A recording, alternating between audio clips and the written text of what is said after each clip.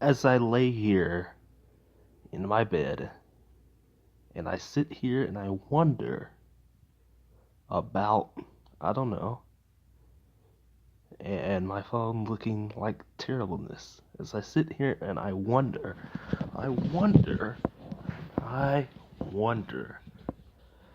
who in the world is going to stop the Alabama Crimson Tide? How in the world is anybody going to stop them as they steamroll their way into the postseason? It's the middle of the season now. We're at the midway point where it's just like, we got some answers and we got some questionable things here. So let's just start with Alabama first of all. It's the same story, but they have the Tua factor with them, Tua Tagovailoa, and man, that kid is something else. He hasn't thrown a pick yet. He did have a turnover last week against Missouri, but I mean, the dude is just absolutely killing it out here, even with a knee injury. He still tossed 3 touchdowns like it was nothing in the first 20 or so seconds of that game against Missouri. Just wow, touchdown. Threw one up. And really, the only test Alabama has left is LSU. Let's just be real. We all know when it's going to be televised. We all know it's going to be on November 3rd. We all know it's going to be at like 8 o'clock. So, just get over there and get lit with that. Because that's going to be something. Um, Alabama really just doesn't have very many problems. Um, People keep saying that Alabama, let's just say it's ESPN, because we all know it is. ESPN continues to think that Alabama is just like, oh well, they're unbeatable, blah blah blah, and all that stuff. No, they're definitely beatable. Their defense um, isn't completely disciplined out there. Let's just be real. It's very good. It's a very good defense that they have. But no, it's not completely disciplined. Um, they still give up points when they shouldn't be giving up points sometimes. Like it should not be. Like I get that. I mean, I don't know, to be honest. To be honest, like the defense is very good, but it's not like super good like to some of those Alabama teams of old. It's really just the offense that has really skyrocketed and improved. It's like that, you know, when it comes to Alabama. Now, as far as Clemson goes, nah, I'd probably take the controller out on them. Clemson's just not that team this year. Kelly Bryant transferred away, and Trevor Lawrence is the freshman. He's a good quarterback, not gonna lie, but he's been a little inconsistent, and he's just not. It's just not it. It's nothing's in Clemson's favor right now. You know, nothing's in Clemson's favor right now as far as. Give me a minute. Okay. Okay, I got it. Nothing's in Clemson's favor right now as far as what's left for them. I mean, NC State's a good team, and I'll talk about them in a little bit. Um, NC State's a good team, but I don't think Clemson has enough to me to really warrant a spot. All Clemson needs to do is win out, and I think that they really just can if they beat NC State this week. Um, which I think probably there's probably gonna be some bullshit that allows Clemson to get another dub this week, and if they do that, it's a cakewalk because who's gonna challenge them? The ACC is completely garbage this year.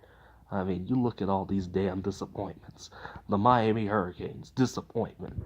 Florida State, disappointment. Louisville, even though they lost Lamar Jackson and we all knew that they were going to be trash, still a disappointment. Remember Paul Johnson from Georgia Tech? Everybody remember? Oh yeah, what a goddamn disappointment. Fire Paul Johnson. Georgia Tech fans are really starting to get on my nerves with all this saltiness. Um, Whoever's the AD and stuff out there, yeah, let's just be real. Fire Paul Johnson. I mean, Pittsburgh's still kind of scrappy, but I mean, no, they're not doing anything. And we all know what happened to Virginia Tech. They lost to Old Dominion. That in and of itself is a goddamn shame. It's a goddamn shame that they lost to Old Dominion. But hey, there's some upsides here too. Duke, the Dukies. You never would have expected them to get on that train of being a good team. Wow, the Duke Blue Devils. Oh my God, it's a strange thing. I mean, I haven't seen a single Duke game this year yet, and it's crazy. My God. Um, and anyway, it's really just Clemson and 13 other teams. 13 nobodies. That's really all it's gonna be, unless somebody can challenge the Tigers down in Clemson, South Carolina. Let me see. Number 3 team in the nation right now, I think, is Ohio State. So why don't we talk about Ohio State? Oh my God, Ohio State is so inconsistent it hurts. Dwayne Haskins is out here just doing his business, throwing touchdowns, playing the game the way he wants to, winning the game on his own. And, the defense is very inconsistent. Nick Bosa, I almost said Joey, forgive me for that. But Nick Bosa, he's gone. He is done. That injury he had to his balls, his groin, that really messed him up. He was like, you know what, I'm done. I'm going to train for the NFL. See you guys around. So that really hurts for Ohio State. Um, the whole Urban Meyer thing that everybody was talking about earlier this year still kind of hurts a little bit, I think. Um, but obviously, Ohio State got through those first 3 games without Urban Meyer unscathed, even though TCU should have beat them, but more on TCU later. Um, but Ohio State, they're in a comfortable position right now. Michigan, Shea Patterson, he's starting to play a little better under Harbaugh's pro-style system. Defense is still good down there in Ann Arbor, and man, they still got what they need down there. Now Harbaugh can just stay on the winning side, um, with the 3 big games coming up: Penn State, Michigan State, and then Ohio State. Michigan State coming up first. Um, then I mean, Michigan's got a shot. They come back from that opening night loss to Notre Dame, and bam, here they are. They're ready. They're ready to show what they got. And if they can keep on winning games, they got it in the bag. Michigan State's still in the hunt, even though despite having 2 losses, they lost to Arizona State. That was non-conference play, so they still have a chance to win the Big Ten East and get on to the Big Ten championship.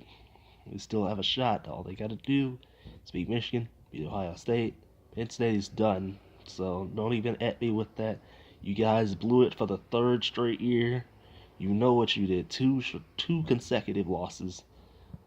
That is just inexcusable. First to Ohio State, which you blew the game, and then you blew the game again to Michigan State last week. So don't even at me, Penn State fans. Don't even do it.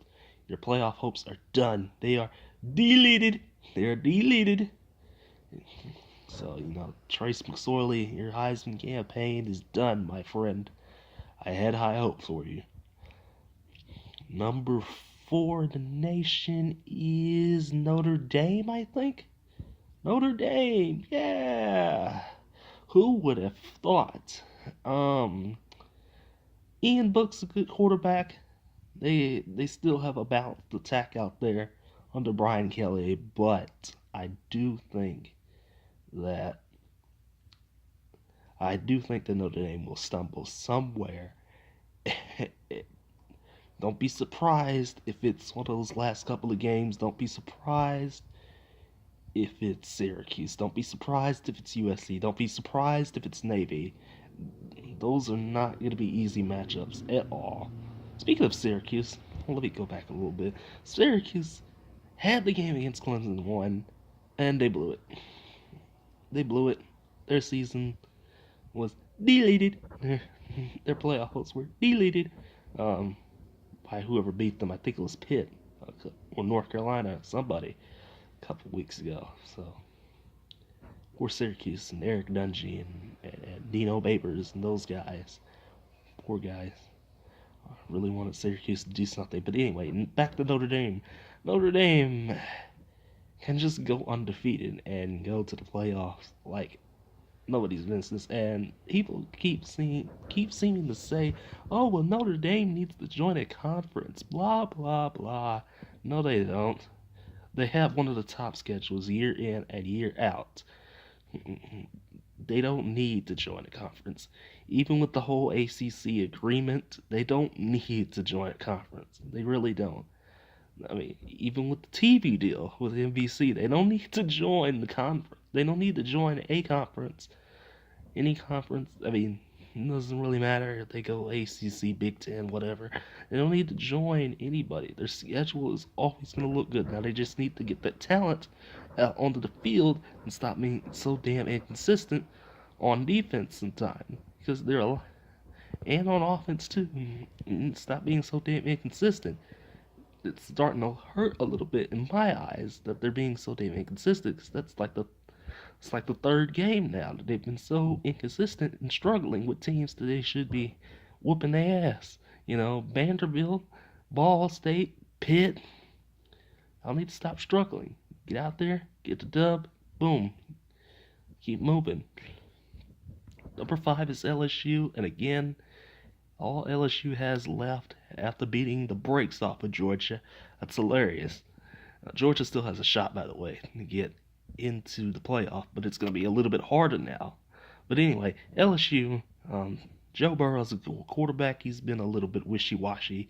You know, he's been kind of, like middling as far as completions go. But hey, the run game's still there. They still run out of the damn high formation like they always have been, and the defense is still good. So all LSU needs to do is beat Alabama. 'Cause I don't know if anybody else is going to beat LSU this year you know, a pure power to power standpoint. Because I mean LSU, they're a damn good team. They're a very good team. We've seen that several times. Even though we know that Miami is trash, and we know that Georgia um, is still up there, but they need to figure some things out.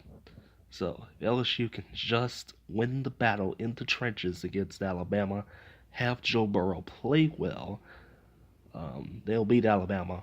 They'll go to the SEC championship, and boom, that's the way it's gonna be. Georgia still has a path to get in, but they gotta beat Florida and they gotta beat Kentucky. Somehow, Kentucky and Florida have surprised me this year, and they have gotten back onto their winning ways.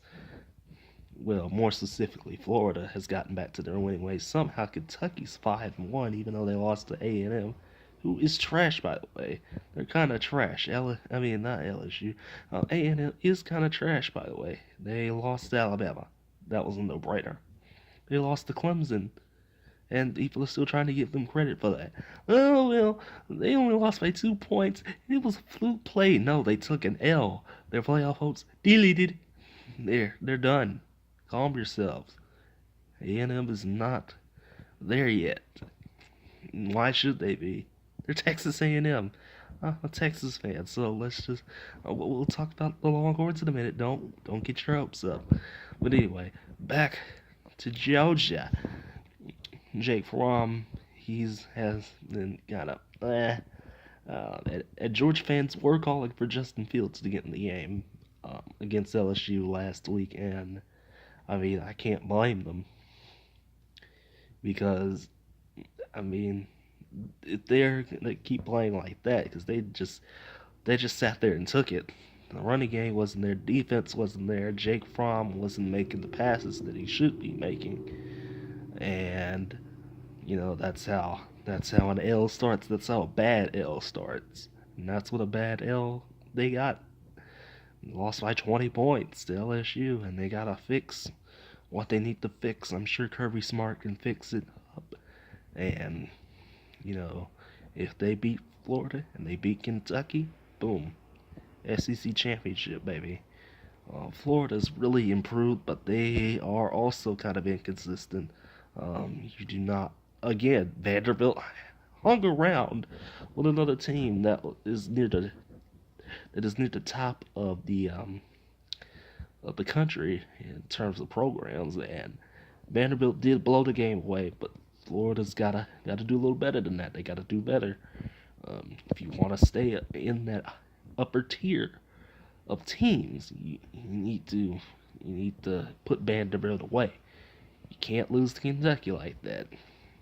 No, the people are mad. Um, and you can't let Vanderbilt hang around. You guys gotta you guys gotta stop being so inconsistent on defense, Gators. That inconsistency may cost you against Georgia, and that may ruin your playoff chances because still a lot of teams in the hunt for playoff. People already talk about, well, oh, Alabama's a shoehorn, Clemson's a shoehorn, Ohio State, Notre Dame, they're all shoehorns to get into the playoff. No, they're not yet. We still have a long way to go. Calm yourselves, ESPN. We have a long way to go. Playoff rankings don't even come out until the 31st of October anyway, so calm yourselves. Um, Moving on to the Big 12. Really, it's just a three-team race. I don't see anybody else coming in because TCU. I thought that TCU would do a little better, but obviously not. They blew the game away against Ohio State, and then it lost a stinker on like a Thursday night or something like that to Texas Tech. That is inexcusable. Texas Tech is trash. And Iowa State's still hanging around despite the fact that they're just kind of inconsistent themselves. But hey, what can I say? And they beat West Virginia. West Virginia fans, you gotta feel disappointed in yourselves. Once again, how many times are we gonna go through this same stuff, guys? Come on, tell me. How many times do I have to? How many years do I have to name before you West Virginia fans get it in your head that you're just not that good? Will Greer, your Heisman hopes are done, baby. Your Heisman hopes are done. Um, I mean, it's not good at all. You know, West Virginia still has a tough task ahead of them. They still got to play Oklahoma. They still got to play the Horns, and I mean, come on. That defense just wasn't there. It's same old, the Big 12. No defense is being played, and I mean, West Virginia still has a shot at a title, but in a Big 12 championship, which even though there should be a Big 12 championship because everybody plays everybody in the conference anyway. So I still think there's no point in Big 12 championship game in Jerry World. It's so dumb. You know it's dumb. You guys know it's dumb too. So let's just stop it right now. Add two more teams, please. Get BYU. We should have gotten Louisville. Remember? Nobody remembers. We should have gotten Louisville to come to the Big 12. When we're perfect to get 12 teams back. But I'm rambling about something completely different. OU's defense is still fucking garbage. They fired Stoops, which is in and of itself a long time coming. Kyler Murray's still out there, doing good, and it's just the defense is just not there, and when it is there, it doesn't really do much. And we saw that the defense just couldn't stay off the field against Texas. They couldn't stay off the field against Army. And OU fans, calm yourselves. You're going to West Point in a couple years. I know it's a little hard for you guys to understand. Somehow y'all signed a home and home with Army, but hey, y'all may go up there and take an L in a couple years. Who knows? But anyway, it OU is just not looking good on defense right now. They need to get it together. It's been that way for a long time, and unless somebody can right the ship, the defense is not improving the way I think it will. Texas, let me get on my horns for a second. Ellinger, he's played pretty damn good. He's still kind of inconsistent. Play calling still kind of wishy-washy at times. Um, Schedule for us has been very difficult. We don't fool around with that with FCS teams and stuff like that. We fool around with other Power 5 teams, and I hate that term, Power 5 and Group of 5. I hate those terms, but here I am using them. But we fool around with other big time foes, and maybe a lesser tier foe, and then maybe like a smaller conference foe. That's the better term I'm looking for. But we fool around with, you know, two Power 5s and a Group of 5 team. God, I hate those terms. We don't play trash ass schedules around here. We have one of the best schedules in the country. Now we did lose to Maryland again, but we've reeled off 6 straight wins. Some of them complete struggle wins, and that is concerning to me. When we should be blowing out Baylor, because Baylor is not back. Calm yourselves down. Baylor is not even at the level to where they were winning like 10, 11 games a year again. So calm that down. Um, and yeah, notice that I talked about the Big 12 as the fourth conference here. So I think unless the Longhorns were Oklahoma or West Virginia, they were completely around the table. I don't think we're getting a team in from our conference. I don't think we are. And the way it's looking out, we're not going to get a team in. We've been playing the defense has been so bad. We've been losing games that we shouldn't be losing. And that goes for all the teams. All these teams are losing games in the Big 12 that they shouldn't be losing in conference or non-conference, and now let's talk about the Pac-12 because the Pac-12 is pretty much done. So, and I know people are like, well, what about Oregon? What about Oregon? What about the Ducks? What about Washington State?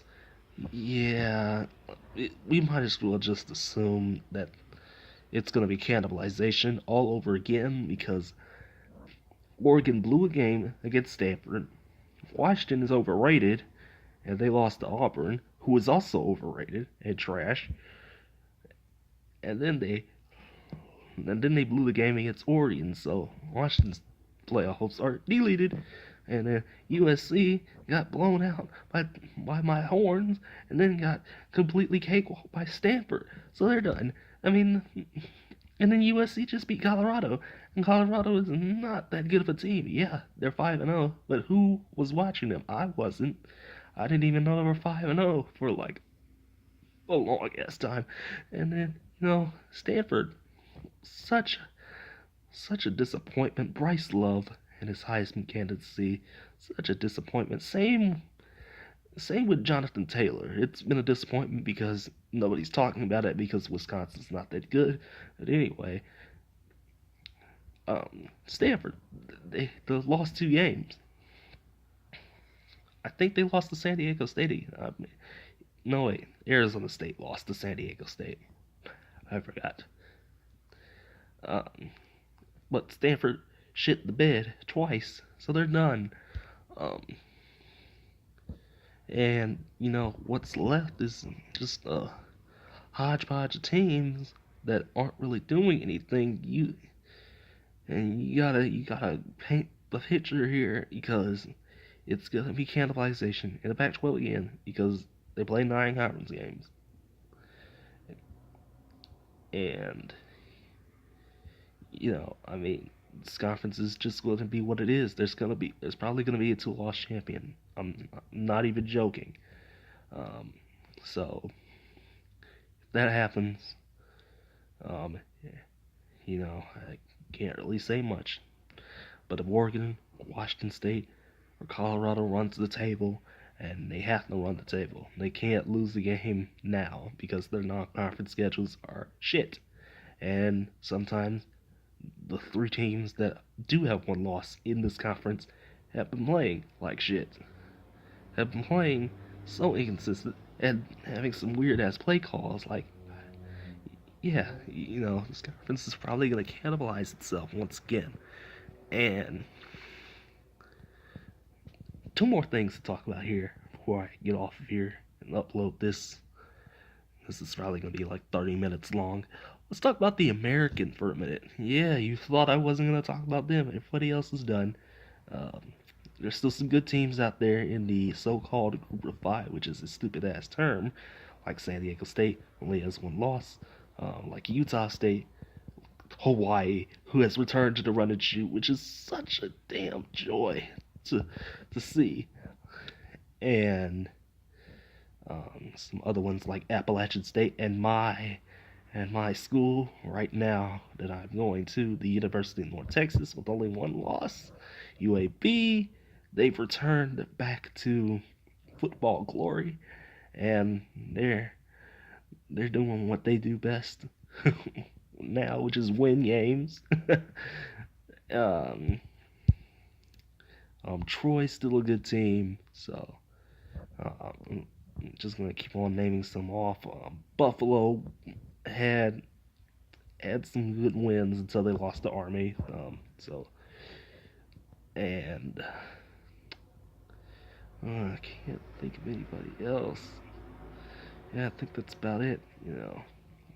I can't really think of anybody else from those other conferences. The Sun Belt, Conference USA, and the MAC, and the Mountain West. But anyway, back to the American real quick before I get off of here. UCF, you guys, um, I'm just going to come out and say it. You have a shot. You have a small shot to get in.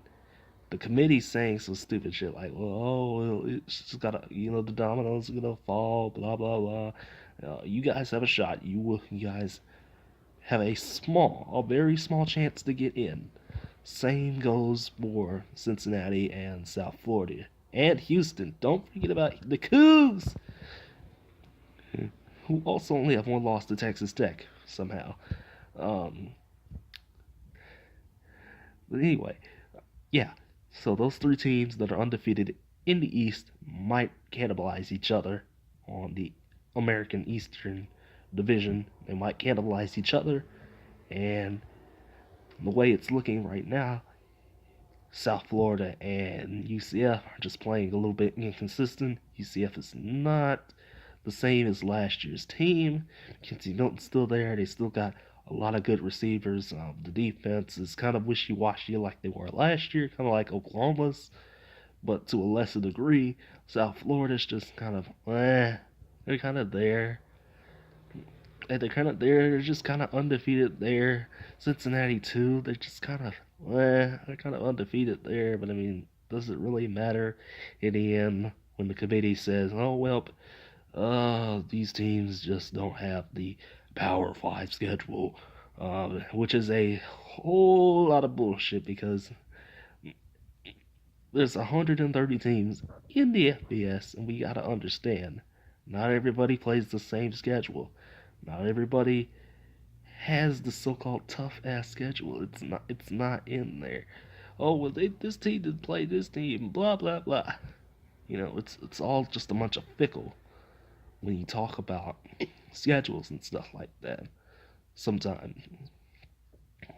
But UCF still has a path. Don't worry. And, I'm just going to close this out right here.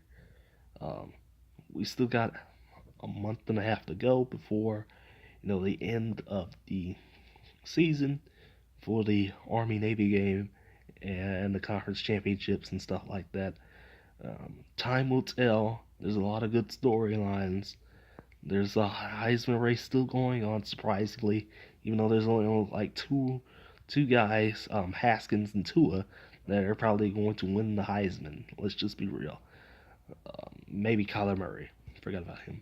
So it's just gonna be those three in the Heisman race.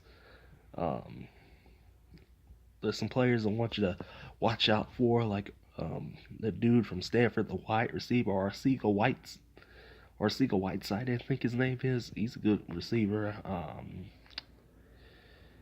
Man, it's just there's just a lot of storylines left to go. To think we're only halfway done with the season. We're only halfway done with college football for this year. It's crazy. It's crazy. We got a long way to go. So, big boy out, and I'll see you guys after December 8th, after the Army Navy game, to do my postseason analysis. Peace.